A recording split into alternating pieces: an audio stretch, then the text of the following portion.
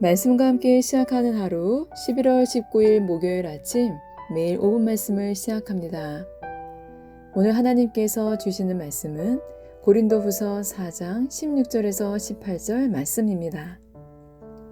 그러므로 우리가 낙심하지 아니하노니 우리의 겉사람은 낡아지나 우리의 속사람은 날로 새로워지도다. 우리가 잠시 받는 환난에 경한 것이 지극히 크고 영원한 영광에 중한 것을 우리에게 이루게 함이니 우리가 주목하는 것은 보이는 것이 아니요 보이지 않는 것이니 보이는 것은 잠깐이요 보이지 않는 것은 영원함이라. 아멘. 오늘은 질문을 한 가지 드리고 시작해 보겠습니다. 여러분 한 분 한 분은 지금의 육체의 모습에 만족하시나요? 만족하시는 분도 계시고 그렇지 않은 분들도 계시겠죠? 그럼 한 가지 더 질문을 드리겠습니다.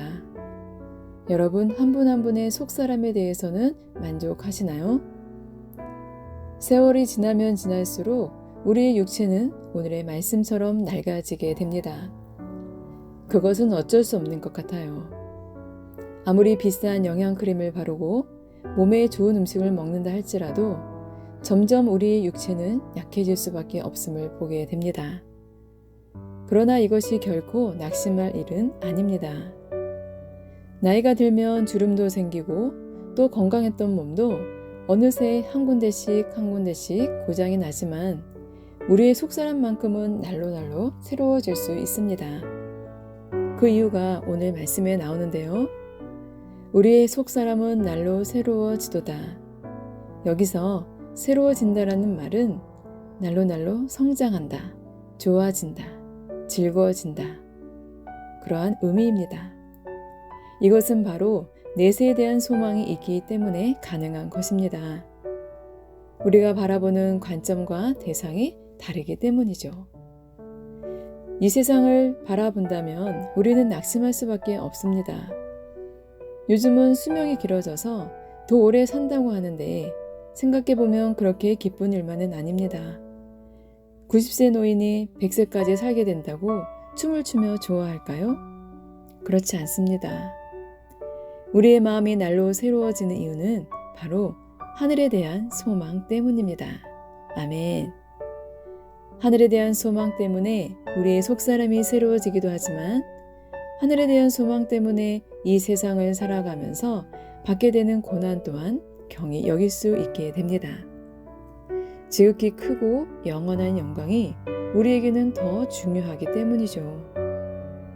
그래서 우리가 속사람으로 강건하게 살면서 주목해야 할 것이 있습니다. 그것은 바로 보이지 않는 것에 더 주목하며 살아야 한다는 것입니다. 보이는 것은 잠깐이요 보이지 않는 것은 영원함이라. 아멘.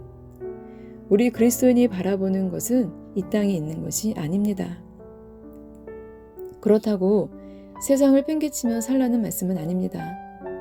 사도 바울은 그리스도인은 영혼을 바라보며 이 땅에서의 삶을 충실하게 살라고 말하고 있습니다.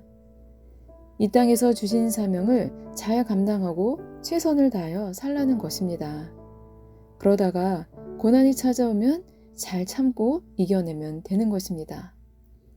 이 땅에서의 환난은 가벼운 것이고 잠깐 있다 지나가는 것이기 때문이죠. 하나님을 생각하고 하늘나라를 생각하면 마음이 새로워집니다. 여러분도 그런 생각이 드시나요? 아멘. 사도 바울은 점점 쇠약해져가는 자신의 육체와 핍박받는 환경을 볼 때 낭망할 수밖에 없는 상황이었습니다. 그러나 그가 낙심하지 않고 날로 새로워짐을 경험했던 것은 보이지 않는 세계를 바라보았기 때문입니다. 주위 환경이나 자신을 볼 때 전혀 즐거울 일이 없다 하더라도 우리의 눈을 하늘에 고정시킨다면 우리의 마음은 매일매일 새로워질 수 있습니다. 그것이 참다운 그리스도인의 삶이요 모습입니다.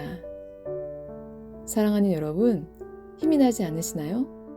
이것이 바로 말씀의 힘이라 할 수 있습니다. 오늘도 말씀을 굳건히 붙드시고 말씀이 삶이 되는 저와 여러분이 되시기를 축복합니다. 사랑하고 축복합니다.